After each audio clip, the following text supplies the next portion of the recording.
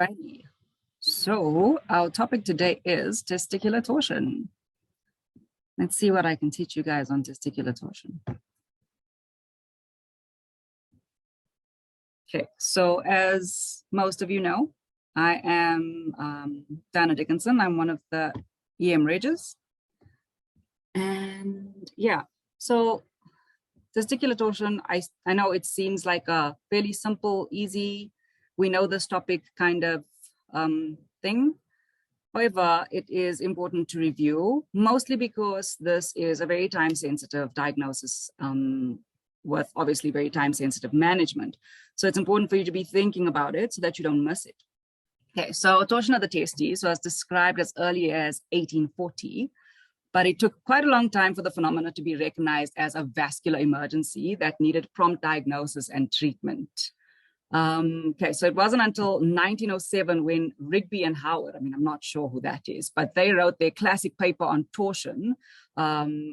And it was only then that this urological emergency actually gained widespread clinical acceptance. So again, it's important to remember that this diagnosis is time sensitive, and if it's not properly recognized and managed, it can lead to irreversible testicular damage and also has a potential to cause infertility. Okay, just before I continue, can I ask if everybody can see my slideshow properly and that you're not seeing my presenter notes? We can see your slideshow. Perfect. Okay, let's move on. Yes, I can see the slides. Okay, brilliant, Tere. Drive safely. Okay, so objectives, we're going to cover a bit of anatomy, the pathophysiology / pathogenesis. We're going to look at what the clinical presentations usually like, and then how to make the diagnosis, and then obviously management thereof. Okay, so a little bit on epidemiology. Testicular torsion is obviously a urologic emergency. It tends to be more common in young and post-pubertal boys than in adults, although it can actually occur at any age. One retrospective review showed that 17 out of 44 cases of testicular torsion in hospitalized patients were actually in men over the ages of like 21. And the prevalence of testicular torsion in adults that have been hospitalized with acute scrotal pain is about 25 to 50%. There's also a phenomena of neonatal testicular torsion, and that's defined to have been occurring within the first 30 days of life. And it usually actually occurs in utero. So according to the literature, neonatal testicular torsion accounts for about 10 to 12% of cases in pediatric torsion. And like I said, majority tends to occur in utero and tends to be bilateral, usually in about 5 to 20% of the cases. Okay, so a bit of review on the anatomy. So obviously you have the testes. So this is the male gonad that's responsible for production of sperm and androgens, particularly testosterone. Normally, the shape is ovoid. It's about 3 to 5 centimeters in length. It's firm with smooth surfaces, and the consistency usually kind of feels like a hard-boiled egg. Normally it lies in the longitudinal axis and it lies vertically in the scrotum. One testis can be slightly larger than the other, and the left usually hangs a little bit lower than the right. This is because of the venous drainage, where the left drains into the renal vein and the right kind of drains directly into the inferior vena cava. Okay, then you get the tunica vaginalis. This is actually the culprit of majority of cases. So this is a fascial layer that encompasses, encapsulates a potential space that surrounds the anterior 2/3 of the testes. Different types of fluid can accumulate in the tunica vaginalis. So you can have serum with a hydrocele, you can have blood with a hematocele, and you can have pus with a pyocele, and so on and so forth. Then you get the epididymis. So this is a tightly coiled tubular structure that's located on the posterior aspect of the testes, has a head, a body, and a tail. It runs from the superior to the inferior poles. Its function aids in the storage and transport of sperm cells that's produced in the testes, but also functions to facilitate sperm maturation. Then your epididymis continues into the vas deferens. This is a fibromuscular tube that's basically the excretory duct of the testes. And then you get your spermatocord. Okay, so this consists of the testicular blood vessels, its nerve supply, as well as the vas deferens. It starts at the base of the epididymis and then transverses into the retropubic space via the external and internal inguinal rings. Then you get another structure that's called the appendix testes. There's a small vestigial structure on the anterior aspect of the testes, usually between the testes and the epididymis. And it represents an embryologic remnant of the Mullerian duct system. Okay, it measures about 0.3 centimeters in length, and it is predisposed to torsion, particularly in childhood, because of its kind of pedunculated shape. I think if you look at my picture, you might be able to see that kind of small little appendix testes that's sitting right there. Okay, so going on to the pathophysiology. So testicular torsion is a twisting of the spermatic cord that often occurs due to inadequate fixation of the lower pole of the testes to the tunica vaginalis. Okay, so the vascular structures that supplies the testes, the vas deferens, the cremasteric muscle, the vascular structures that supply all these things, the testes, the vas deferens, and the cremasteric muscle, that runs in the spermatic cord. Okay, so sustained twisting of the cord causes obstruction of venous outflow and then also reduces the arterial inflow that subsequently causes testicular ischemia. Okay, so this will then result in acute testicular pain, swelling, and eventually infarction with necrosis of the scrotal contents. Okay, so the general consensus is that the testes suffers irreversible damage after about 6 to 8 hours of ischemia from testicular torsion. And there's also speculation that infertility can result even with a normal contralateral testes. So the reason behind this is that it's thought to be kind of a disruption of the immunologic blood testes barrier that occurs when there's ischemia and necrosis of the scrotal contents. This results in exposure of antigens to the germ cells and the sperm that then enters the general circulation with subsequent development of anti-sperm antibodies that can then affect the contralateral testes that may have been healthy. However, a more likely cause of subsequent infertility is actually just the loss of the overall germ cell volume. Okay, so testicular torsion is present in about 3 to 17% of children that are brought to the ED with acute scrotal pain, and up to 40% of cases occur in adults. The incidence is bimodal. This means that it occurs more frequently in the first year of life and then again at puberty. And this is thought to be due to rapid increase in the testicular volume that predisposes it to torsion. It also appears to be more common in the winter months or in cold environments. And this is likely because the low ambient temperature induces contraction of the cremasteric muscle that predisposes it to twisting. Okay, so the occurrence of torsion varies. It can occur after an inciting event like trauma or after vigorous physical activity or like other kinds of sports, for example, swimming, because that's a cold environment. It can actually occur with heavy lifting, weightlifters, etc. But it can, and more often, actually occur spontaneously. So salvage depends on the degree of torsion and the duration of the ischemia. So the degree of torsion can range from about 180 to 720 degrees. So it can actually twist quite substantially on its axis. According to literature, patients that present within 6 hours of associated testicular torsion, is associated with salvage rates of about 80 to 100% within 6 hours, whereas symptoms that persisted for longer than 6 hours, the salvage rate was about 44%. Okay, so what predisposes people to developing testicular torsion? So there is very limited literature on a potential genetic predisposition. However, there does seem to be some kind of a familial link. So when you're taking your history, just ask if there has been previous cases of testicular torsion in the family. And then obviously we're all aware of the bowel clapper deformity. I'll get into it in a little bit. Hypermobility of the testes for any other cause or hypermobility of the vas deferens. Environmental factors that I've just mentioned that causes hyperactive cremasteric muscle reflex. And then also polyorchidopathia, so yeah, poly testes, and then cryptorchidism, so undescended testes. Okay, so looking at the typical kind of bowel clapper, which seems to be the more like prominent cause of testicular torsion, it's due to abnormal attachment of the tunica vaginalis. So normally the tunica vaginalis attaches directly to the posterolateral part of the testes. In the clapper bowel deformity, the tunica vaginalis has an abnormally high attachment to the spermatic cord. So this results in the epididymis, distal spermatic cord, and the testes itself being entirely surrounded by the tunica vaginalis. So basically like it's a ball hanging on a string. This abnormality kind of allows the testes to hang freely and gives it the ability to twist and turn inside the tunica vaginalis. And this obviously then predisposes the individual to developing testicular torsion.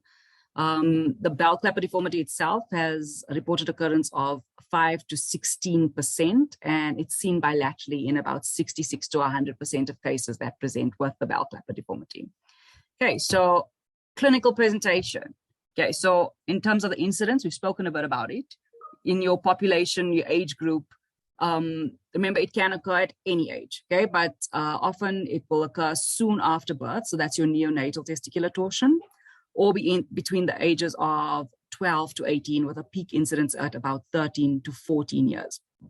And then incidence in exposure we've spoken about, so your winter months, swimming, weight lifting or heavy lifting, and then potential preceding trauma. So when you're taking a history, pertinent points are a sudden onset of a severe unilateral testicular pain. Often in kids, this pain will wake them from sleeping, and it's quite an excruciating pain. The duration of the pain is usually less than 24 hours. Hopefully they've presented before the 6-hour mark, but it's usually at least less than 24 hours. Other associated symptoms include abdominal pain, nausea, and vomiting. So in your patient that's just coming with non-specific abdominal pain, particularly in these young boys, don't forget to think about testicular torsion and go looking for it. And then history of previous similar symptoms that's resolved on its own. This basically kind of indicates a possible intermittent testicular torsion, which is also a phenomenon that happens where it kind of twists on itself and then resolves spontaneously. It can get to a point where it completely twists and then doesn't resolve thereafter. And then obviously ask about a family history of torsion. Again, literature is limited on that, but it may help kind of give you an idea to the potential diagnosis. Okay, on your examination findings, just some pro tips. Explain the process to your patient. Okay, explain the process of examination and obviously gain consent because it is an intimate examination, whether it's a kiddo or an adult. Then start with your abdominal examination. Again, because they can present with abdominal pain, or even if they don't, you might find that this could be a patient that may have had cryptorchidism, maybe they've got an undescended testes. It can also be something else. So always start with your abdominal examination. Then expose your patient adequately, examine the unaffected or normal side first. One, because obviously affected side is going to be really painful, so it's always better to start with the less painful side. And then also just as a control to know what the normal side feels like. Then always do a urine dipsticks because obviously one of your differentials is going to be an infectious cause like epididymitis or orchitis. And that will usually have kind of positive findings on the dipsticks. Again, also if you were suspecting something like an appendicitis, you might have positive findings on the dipsticks. Okay, so then on examination, you're specifically looking for signs of testicular swelling, a high riding testicle on the affected side, because with the twisting, it causes the testicle to move upward. And then often it might be in a horizontal lie. Your bowel clapper deformity is often associated with a horizontal lying testes, and that also predisposes it even more to twisting rather than a vertical lying testes. Then retraction of the scrotal skin, you can see those signs have specific names. So your high riding testicle is your Brenzel sign, and your retraction of your scrotal skin is a girl sign. But I mean, if you don't remember what the sign's name is, just remember to look for the sign. Testicular tenderness, hardness of the testicle. So I said previously that normally the testicle should feel like a hard-boiled egg, which is not that hard. So if you've got a very hard testicle, something's up. An absent cremasteric reflex. So your cremasteric reflex is on the ipsilateral thigh, on the inner part of that thigh. If you kind of stroke or pinch the inner part of that thigh, the cremasteric muscle usually contracts, causing elevation of the scrotum on that side. So an absence of this reflex is usually a strong indicator of testicular torsion as being the cause of your acute scrotum. However, if the reflex is, if it's positive, if you do have a cremasteric reflex, you cannot 100% exclude testicular torsion. So be cautious with that. If it's absent, it's almost 100% sensitive with it being testicular torsion. But if it's positive, it doesn't rule it out. And then a torsion knot. So basically, if you're feeling along the spermatic cord, you can sometimes, toward the external inguinal ring, you can sometimes feel like what feels like a knot. And that is also kind of pointing you towards testicular torsion. And then obviously you may have scrotal erythema as well, depending on how long the testes has been torted for. Okay, and then your atypical presentations. So like I mentioned earlier, you can have intermittent testicular torsion, and that can present with a more gradual onset of the pain. And it can be a pain that comes and goes. I mean, we know what the word intermittent means. And then it can be present also for more than 24 hours. So in your patient that's presenting after 24 hours, in your 24 to 48 hour period, don't brush off the idea that it is testicular torsion, but also don't brush off the idea that it's potentially a salvable testicular torsion, because if it's intermittent and it only completely torsed several hours later, you may still be able to salvage this testicle. And then cryptorchidism, this can present with abdominal or inguinal pain. And it can also present with a tender inguinal swelling or mass. So again, important to do your abdominal examinations. And then your cremasteric reflex, like I mentioned, doesn't actually rule out torsion, but is highly suggestive of torsion at clinical presentation. Righto. Okay, so then there's a scoring system, as there is with everything else. And in testicular torsion, we have the TWIST score. So it stands for Testicular Workup for Ischemia and Suspected Torsion. And this is a clinical decision tool that helps make the diagnosis, or helps point toward the diagnosis if torsion is suspected, and it uses history and examination, right? So I don't know if you guys can see that picture quite clearly. It's a bit of a blurry picture.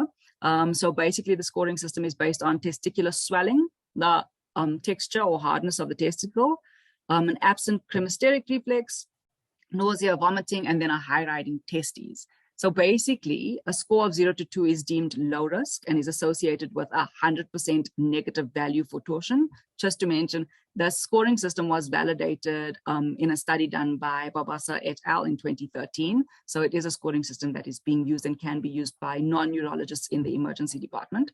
So a score of 0 to 2, 0 to 2 is deemed low risk and associated with 100% negative predictive value for torsion.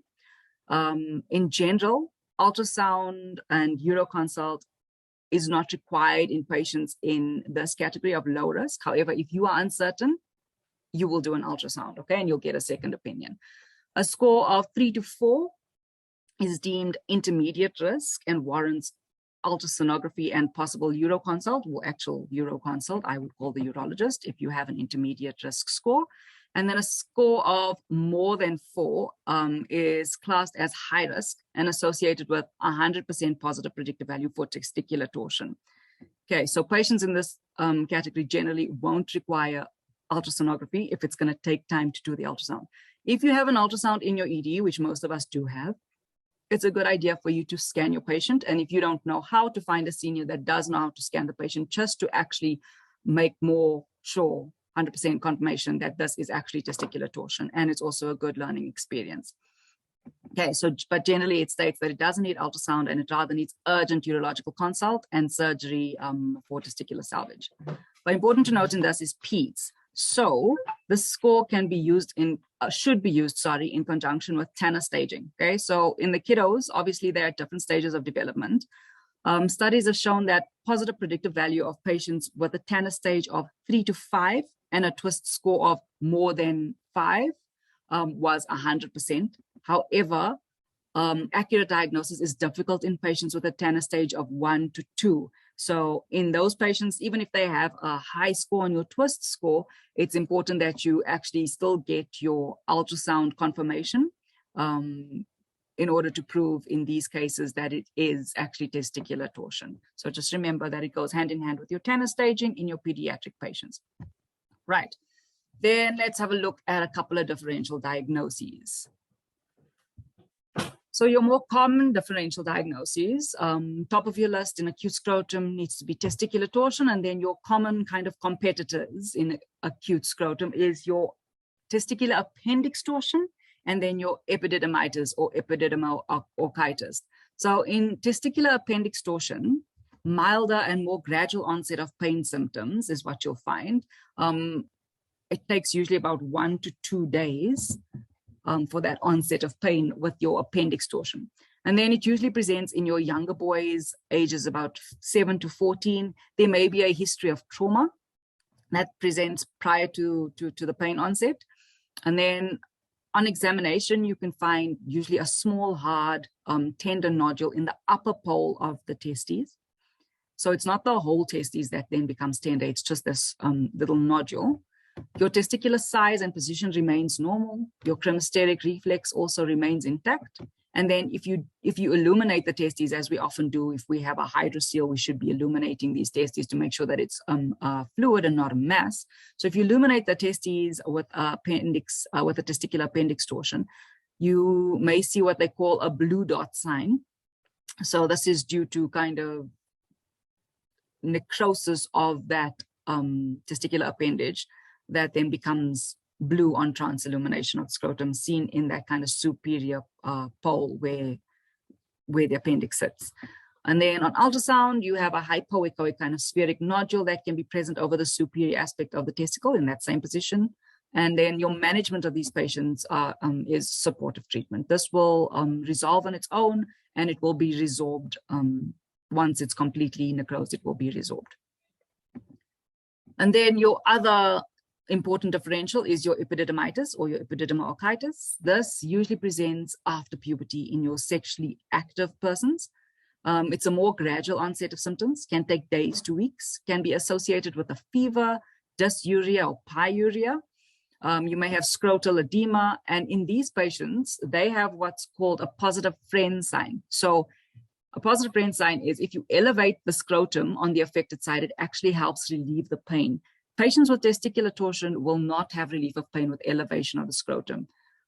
So positive friend sign in your epididymitis or your epididymal orchitis, and then usually you have epididymal tenderness rather than whole testicular tenderness. The position of your testes again also remains normal. Important again, do your urine dipsticks because these are often positive in these patients, and your management is going to be syndromic management, well, basically antibiotics for your epididymitis, epididymal orchitis. Okay, so then some other important differential diagnoses to consider. It could be a scrotal cellulitis, a scrotal abscess, could be due to scrotal trauma. Again, don't forget your Fournier's gangrene. These things are going to come out more on your history, so take a good history. Fournier's gangrene is more going to be in your potentially older patients, maybe your diabetic patients, other predisposition to developing Fournier's. And on examination, you're likely to see a necrotic patch with a Fournier's gangrene.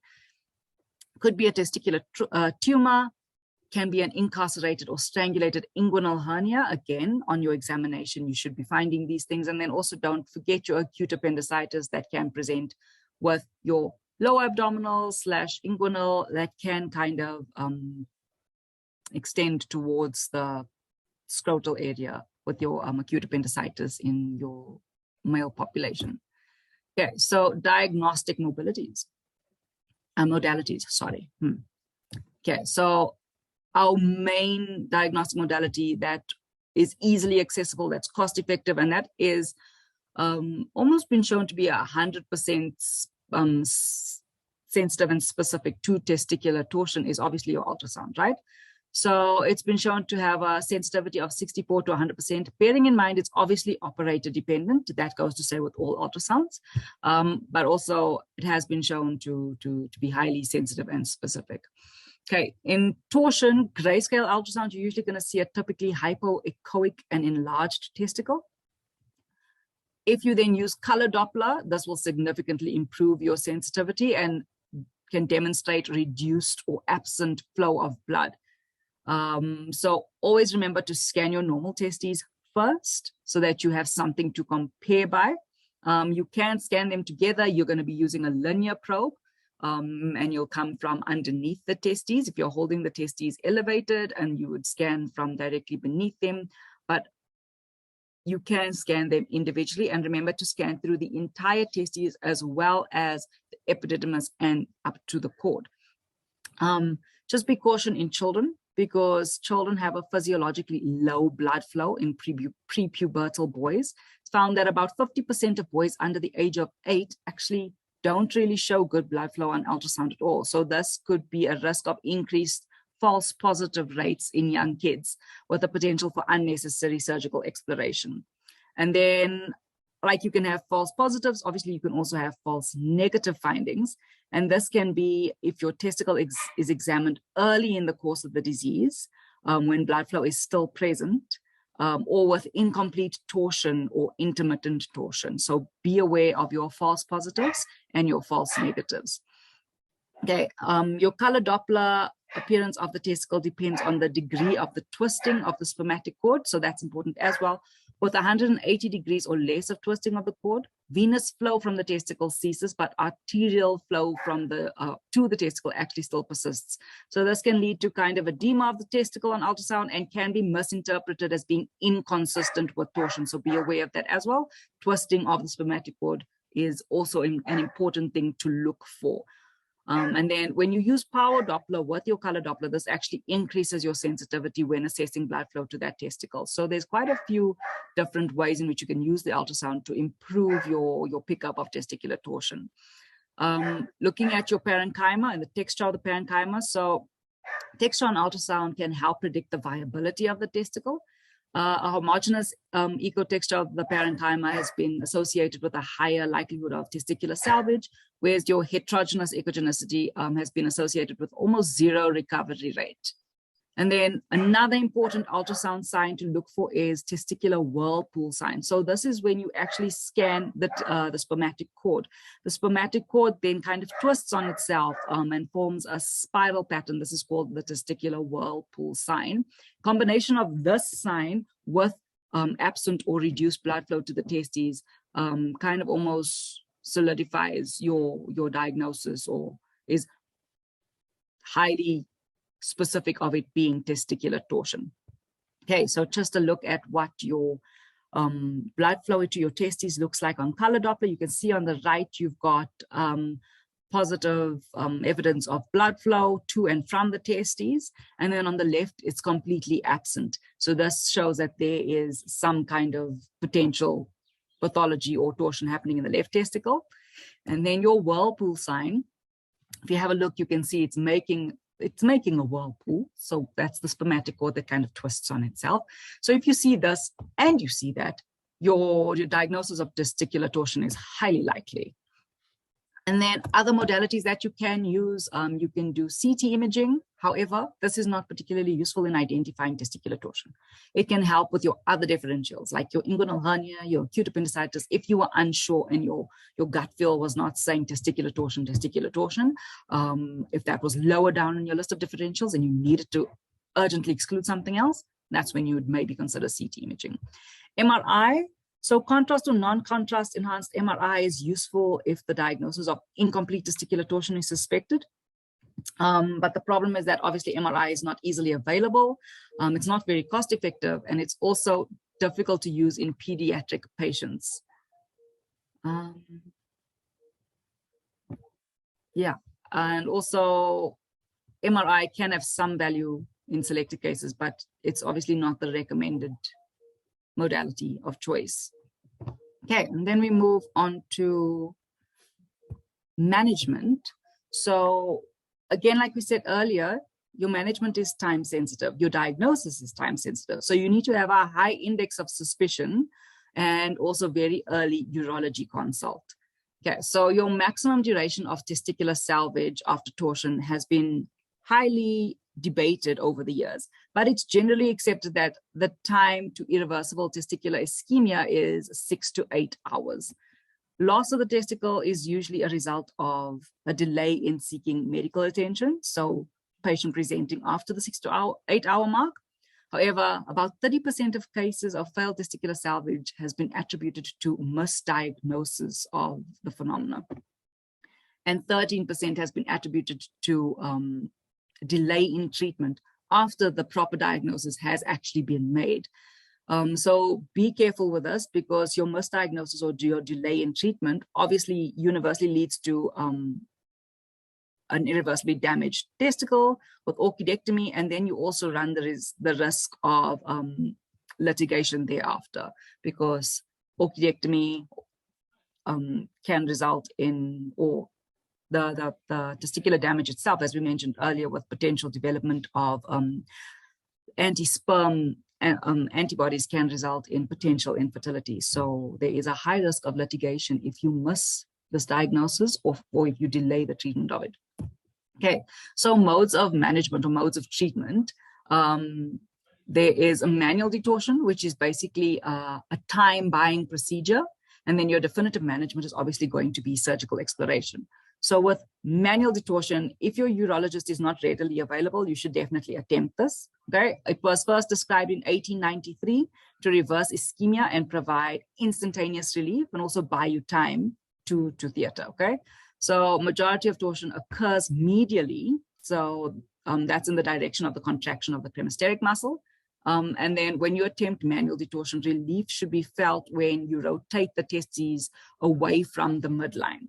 Okay, repeated attempts of manual detorsion needs to be guided by resolution of the pain. So your patient needs to instantaneously feel pain relief on this maneuver.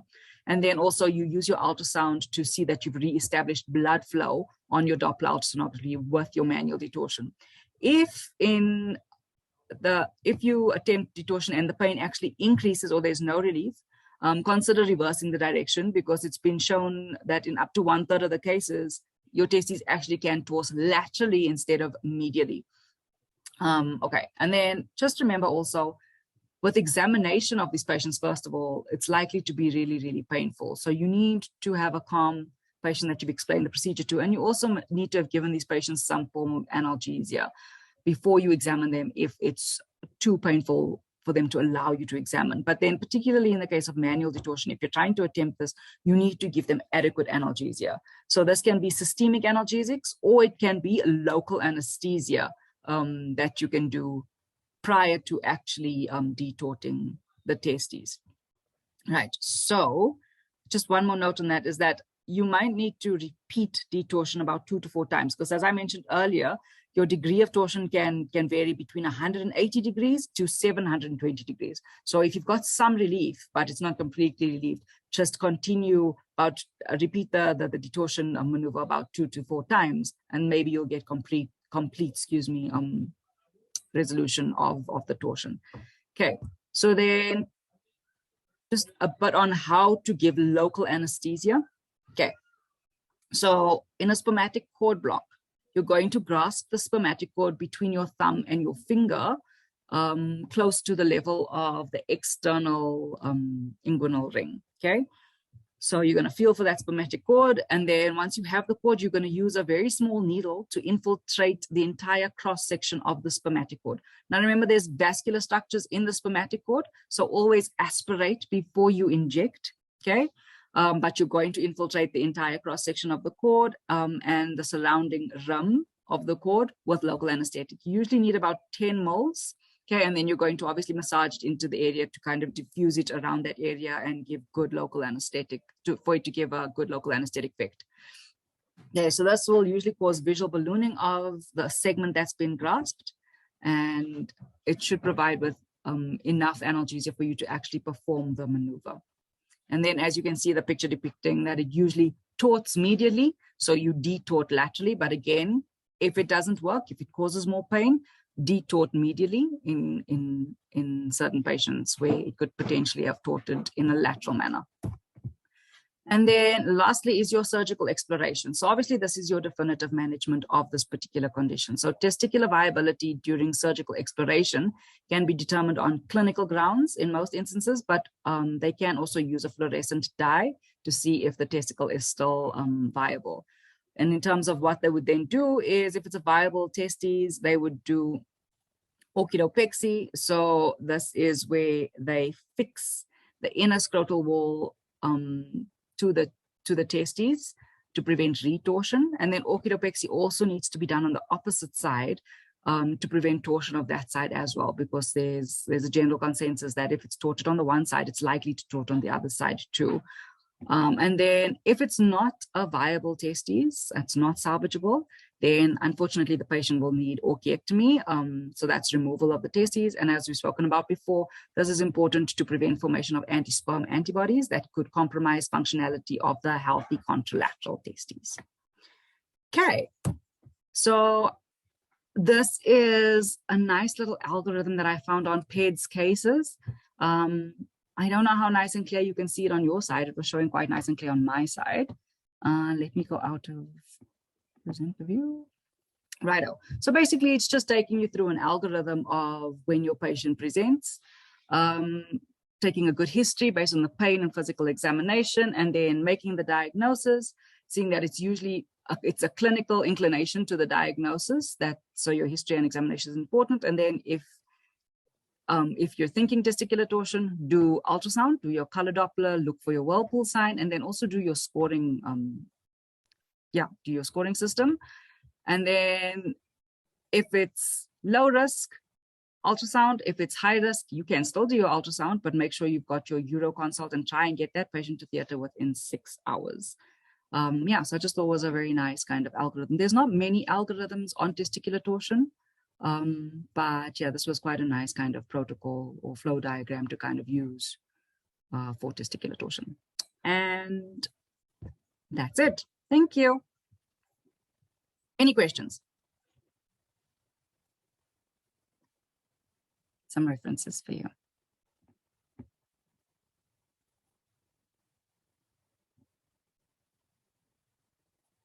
Questions? No questions? Are you still there? Did you leave me? Did I bore you to death? Are you sleeping? Thanks, Di. I think that was very clear, well explained. We don't have any questions from our side. You know everything about testicular torsion. Well, you taught us so well now. Good, I'm glad. Okay, cool. Thanks, Di. I'll message you now about the handover. Perfect. All right. Thank you. Bye. Okay, thanks. Bye.